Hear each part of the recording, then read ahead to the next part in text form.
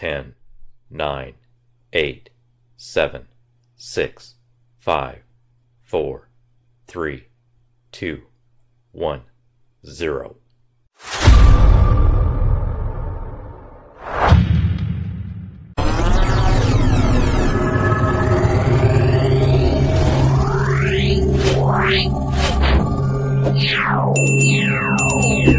ಇವತ್ತಿಂದು ತಮ್ಮನೇಲಿ ನೋಡಿರ್ತೀರಾ ಮ್ಯಾಟ್ರ್ ಏನು ಅಂತ ತುಂಬಾ ಎಲ್ಲ ಚೆನ್ನಾಗಿ ಎಲ್ಲರಿಗೂ ಗೊತ್ತಾಗಿರುತ್ತೆ. ಓಕೆ, ಇದು ಹೊಸ ಸ್ಕೀಮು, ಯಾವ್ದೋ ಹೊಸ ಸ್ಕೀಮ್ ಹೇಳ್ತಾವ್ರಲ್ಲ ಅಂತ ಥಿಂಕ್ ಮಾಡ್ತಾ ಇದ್ದೀರಾ.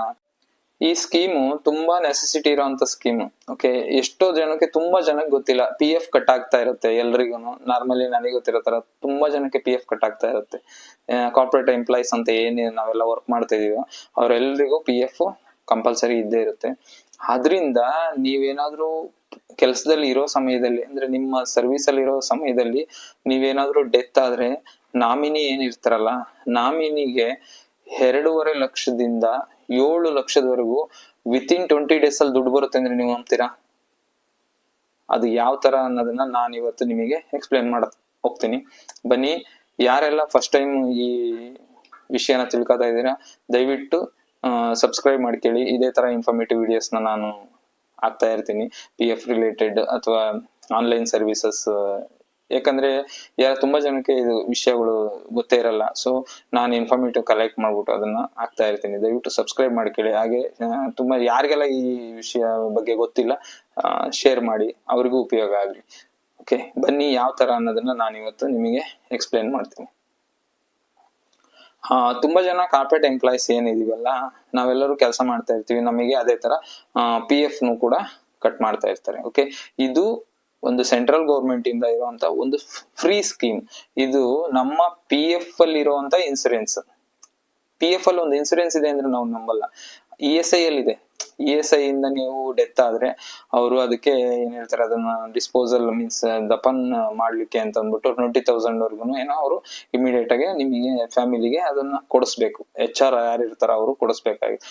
ಆದ್ರೆ ಪಿ ಎಫ್ ಅಲ್ಲಿ ಬಂದು ಇದೊಂದು ಒಳ್ಳೆ ಸ್ಕೀಮ್ ಅಂತಾನೆ ಹೇಳ್ಬೋದು. ಯಾಕಂದ್ರೆ ಅವರ ಫ್ಯಾಮಿಲಿ ಸೆಕ್ಯೂರ್ ಆಗ್ಲಿ ಅನ್ನೋ ಉದ್ದೇಶದಿಂದ ಈ ಒಂದು ಇನ್ಸೂರೆನ್ಸ್ ಸ್ಕೀಮ್ ನ ನಿಮಗೆ ಇಂಟ್ರೊಡ್ಯೂಸ್ ಮಾಡಿದ್ದಾರೆ. ಸೆಂಟ್ರಲ್ ಗೌರ್ಮೆಂಟ್ ಇಂದ ಆಗಿರುವಂತ ಒಂದು ಸ್ಕೀಮ್ ಇದು. ಅದೇನಪ್ಪಾ ಅಂತಂದ್ರೆ, ನೀವು ಯಾವಾಗಿಂದ ಪಿ ಎಫ್ ಎಲಿಜಿಬಲ್ ಆಗಿ ತಗೊಂತೀರಾ ಅಂತಂದ್ರೆ, ನೀವು ಮಿನಿಮಮ್ 1 year ವರ್ಕ್ ಮಾಡ್ಬೇಕು. ಒಂದು ಯು ಎನ್ ಅಥವಾ ಸರ್ವಿಸ್ ನಿಮ್ದು 1 year ಆಗ್ತಿದ್ದ ಹಾಗೇನೆ 1 year ಒಳಗಡೆ ಬಂದ್ರೆ ಇದು ಎಲಿಜಿಬಲ್ ಆಗಲ್ಲ. ಸೊ ನಿಮ್ಮ ಸರ್ವಿಸ್ 1 year ಕಂಪ್ಲೀಟ್ ಆಯ್ತು ಅಂತಂದ್ರೆ ನೀವು ಈ ಒಂದು EDLI, employee deposit insurance scheme ಅಂತ, ಇದು EDLI ಅಂತ ಅಂದ್ಬಿಟ್ಟು ಈ ಸ್ಕೀಮಿಗೆ ನೀವು 1 year ಆಗ್ತಿದ್ದಂಗೆ ಎಲಿಜಿಬಲ್ ಆಗ್ತೀರಾ. ಓಕೆ, ನಿಮ್ದು ಏನಾದ್ರು ಡಿಸ್ಕಂಟಿನ್ಯೂ ಆದ್ರೆ ಇದಾದ್ರೆ ಅದು ಯಾವ್ದು ಮ್ಯಾಟ್ರೇ ಇಲ್ಲ. ಓಕೆ, ನಿಮ್ಮ ಸರ್ವಿಸ್ 1 year ಕಂಪ್ಲೀಟ್ ಆಗಿತ್ತು ಅಂತಂದ್ರೆ ನೀವು ಆ ಒಂದು ಎಂಪ್ಲಾಯಿ ಏನ್ ಹೇಳ್ತಾರೆ ಇನ್ಸೂರೆನ್ಸ್ ಸ್ಕೀಮ್ಗೆ ನೀವು ಎಲಿಜಿಬಲ್ ಇರ್ತೀರಾ.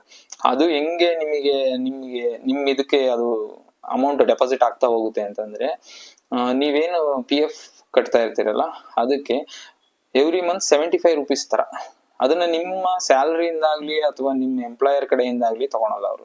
ಓಕೆ, ಇದು ಗೌರ್ಮೆಂಟ್ ಇಂದ ಕೊಡುವಂತ ಒಂದು ಬೆನಿಫಿಟ್ ಆಗಿರುತ್ತೆ. ಅದು ನಿಮ್ಮ ಪ್ರತಿಯೊಬ್ಬ ಯಾರೆಲ್ಲ ಪಿ ಎಫ್ ಹೋಲ್ಡರ್ಸ್ ಇರ್ತಾರೋ ಅವರಿಗೆ ಇದು ಒಂದು ಹೇಳ್ತಾರೆ ರೈಟ್ಸ್ ಅಂತಾನೆ ಹೇಳ್ಬೋದು, ಹಕ್ಕು ಅಂತಾನೆ ಹೇಳ್ಬೋದು ಇದನ್ನ ತಗೊಳ್ಲಿಕ್ಕೆ.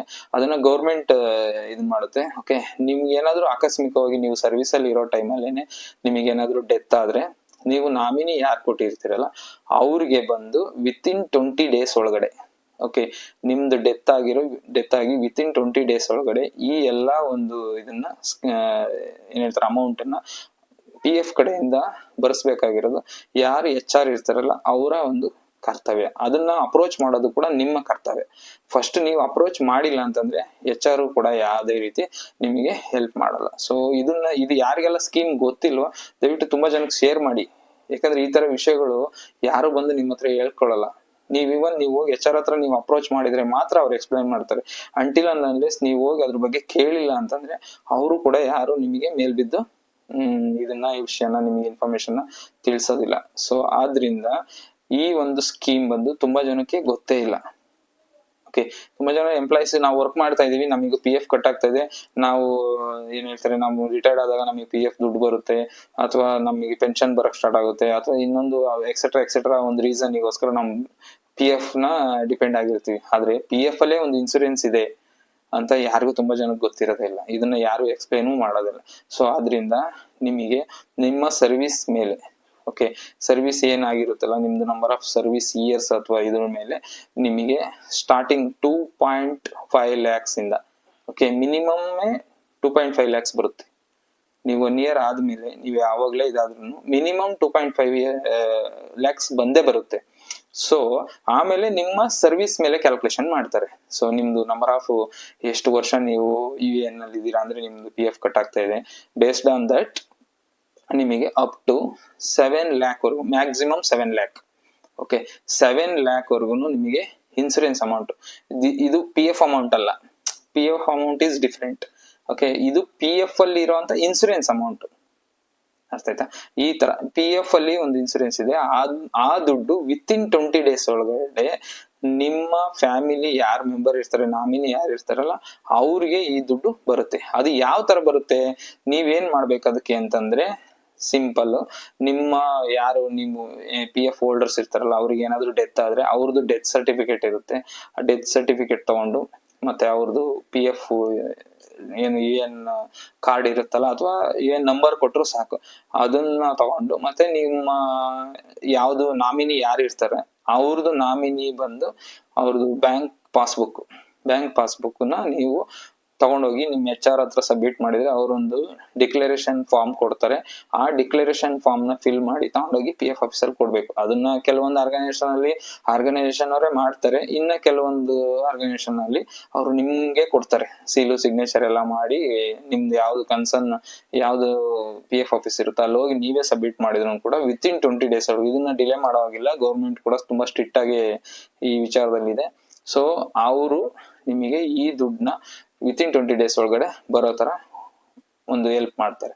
ಇದು ತುಂಬಾ ಜನಕ್ಕೆ ಹೆಲ್ಪ್ ಆಗುತ್ತೆ. ಯಾಕಂದ್ರೆ ಈಗ ಒಂದು ಫ್ಯಾಮಿಲಿ, ಈಗ ನಾವು ದುಡಿತಾ ಇದೀವಿ ಅಥವಾ ಇದಿದೆ ಅಂದ್ರೆ ನಮ್ಮನ್ನ ನಂಬಿ ನಮ್ಮ ಫ್ಯಾಮಿಲಿ ಇರುತ್ತೆ ಅಥವಾ ನಮ್ಮ ತಂದೆ ತಾಯಿ ಇರ್ತಾರೆ. ಸೊ ನೀವು ನಾಮಿನಿ, ಅದಕ್ಕೆ ಇವಾಗ PF ಅಲ್ಲಿ ಒಂದು ಈ ನಾಮಿನೇಷನ್ ಅಂತ ಒಂದು ಬಂದಿದೆ. ಸೊ ಅದನ್ನ ದಯವಿಟ್ಟು ನೀವು ಅಪ್ಡೇಟ್ ಮಾಡ್ಕೊಳ್ಳಿ, ಯಾರು ನೆಗ್ಲೆಕ್ಟ್ ಮಾಡ್ಬೇಡಿ. ತುಂಬಾ ಜನ ಆ ನಾಮಿನೇಷನ್ ಇದನ್ನ ಫಿಲ್ಲೇ ಮಾಡಿರಲ್ಲ. ಸೊ ಆತರ ಎಲ್ಲ ಆದಾಗ ಈ ಒಂದು ಏನ್ ಸ್ಕೀಮ್ಸ್, ಈ ಬೆನಿಫಿಟ್ಸ್ ಎಲ್ಲ ನಿಮಗೆ ನೀವು ಲಾಸ್ ಮಾಡ್ಕೊಂತೀರಾ. ಸೊ ದಯವಿಟ್ಟು ನೆಗ್ಲೆಕ್ಟ್ ಮಾಡಬೇಡಿ. ಯಾರೆಲ್ಲ ನಿಮ್ಮ PF ಖಾತೆ ಒಳಗಡೆ, ನಿಮ್ಮ PF ಅಕೌಂಟ್ ಒಳಗಡೆ ಈ ನಾಮಿನೇಷನ್ ಮಾಡಿಲ್ಲ, ದಯವಿಟ್ಟು ಕೂಡ್ಲೆ ನಾನು ವಿಡಿಯೋ ನೋಡ್ತಿದ್ದಂಗೆ ಕೂಡ್ಲೆ ನೀವು ಅದನ್ನ ಫಸ್ಟ್ ಕಂಪ್ಲೀಟ್ ಮಾಡಿ. ಯಾಕಂದ್ರೆ ಮನುಷ್ಯನ ಜೀವ ಏನಿದೆಯಲ್ಲ ಅದು ನೀರಿನ ಮೇಲಿನ ಗುಳ್ಳೆ ತರ, ಅದು ಯಾವಾಗ ಹೊಡೆದೋಗುತ್ತೆ ಅಥವಾ ಯಾವಾಗ ನಮ್ ಜೀವ ಹೋಗುತ್ತೆ ಯಾರಿಗೂ ಗೊತ್ತಿರಲ್ಲ. ಓಕೆ, ದುಡಿಯೋವರೆಗೂ ನಿನ್ ಫ್ಯಾಮಿಲಿನ ಸಾಕ್ತಾ ಇರ್ತೀರಾ.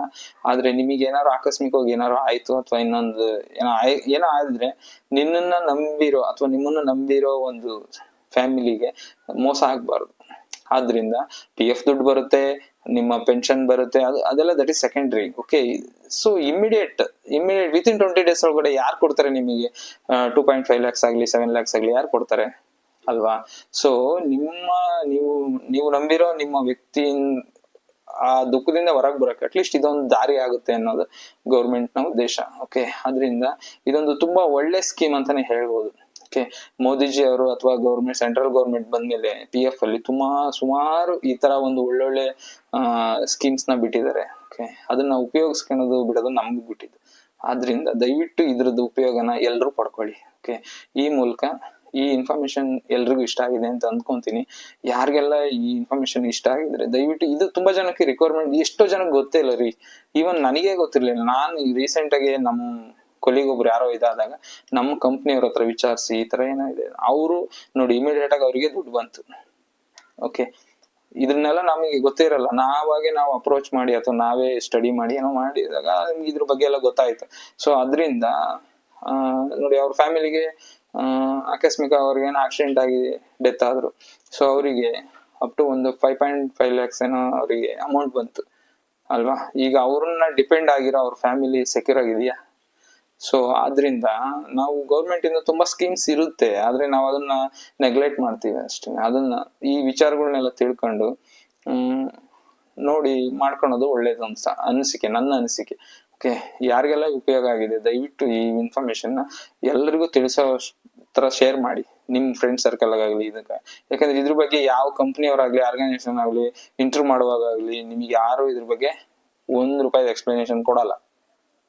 ಓಕೆ, ಯಾಕಂದ್ರೆ ಅದರಿಂದ ಅವ್ರಿಗೆ ಏನು ಉಪಯೋಗ ಇಲ್ಲ, ಅಥವಾ ನಿಮಗೆ ಉಪಯೋಗ ಆಗುತ್ತೆ, ಬಟ್ ನೀವು ತಿಳ್ಕೊಂಡಿರ್ಬೇಕು. ಸೊ ಆದ್ರಿಂದ ಯಾರೇ HR ಆಗ್ಲಿ ಇನ್ನೊಬ್ರಾಗ್ಲಿ ಇದ್ರ ಬಗ್ಗೆ ನಿಮಗೆ ಯಾರು ಇನಿಷಿಯಲ್ ಡೇಸ್ ಅಲ್ಲಿ ನಿಮಗೆ ಯಾರಿಗೂ ಹೇಳಲ್ಲ. ಸೊ ನೀವಾಗೆ ನೀವು ಕೇಳಿದ್ರೆ ಮಾತ್ರ ಇದ್ರ ಬಗ್ಗೆ ಹೇಳ್ತಾರೆ. ಓಕೆ, ಇದು ಆರ್ಗನೈಸೇಷನ್ ಅವರಿಗೆ ಆಗೋ ಲಾಸ್ ಆಗ್ಲಿ ಅಥವಾ ಇದು ನಿಮಗೆ ಆಗೋ ಲಾಸ್ ಅಂತಾನೆ ಹೇಳ್ಬೋದು. ಆರ್ಗನೈಸೇಷನ್ ಏನು ಲಾಸ್ ಇಲ್ಲ, ಯಾಕಂದ್ರೆ ಅವರು ಅದನ್ನ ಏನು ಪೇ ಮಾಡಲ್ಲ. ಇದು ಬಂದು ಗೌರ್ಮೆಂಟ್ ಇಂದ ಬರುವಂತ ಅಮೌಂಟ್. ಆದ್ರಿಂದ ಗೌರ್ಮೆಂಟ್ ಇಂದ ಬರೋ ಸ್ಕೀಮ್ಸ್ ನ ತಗೊಳೋಣ ಬಿಡಿ. ಟ್ಯಾಕ್ಸ್ ಕಟ್ತೀವಲ್ವಾ ನಾವು, ನೀವು ಕಟ್ತೀರ ತಾನೆ ಪ್ರೊಫೆಷನಲ್ ಟ್ಯಾಕ್ಸ್. ಸೊ ಈ ಮೂಲಕನಾದ್ರೂ ಅದನ್ನ ರಿಟರ್ನ್ ತಗೊಳ್ಳಿ. ತುಂಬಾ ಜನಕ್ಕೆ ಇದ್ರ ಬಗ್ಗೆ ಗೊತ್ತಿಲ್ಲ. ದಯವಿಟ್ಟು ಯಾರಿಗೆಲ್ಲ ಇನ್ಫಾರ್ಮೇಶನ್ ಗೊತ್ತಿಲ್ಲದೆ ಇರೋರಿಗೆ ದಯವಿಟ್ಟು ಶೇರ್ ಮಾಡಿ. ಓಕೆ, ಇದೇ ತರ ಇನ್ಫಾರ್ಮೇಟಿವ್ ವಿಡಿಯೋಸ್ನ ಹಾಕ್ತಾ ಇರ್ತೀನಿ. Until unless still watching chill broth YouTube channel. ಇದೇ ತರ ಇನ್ಫಾರ್ಮೇಶನ್ ಕೊಡ್ತಾ ಇರ್ತೀನಿ. ಗುಡ್ ಬಾಯ್.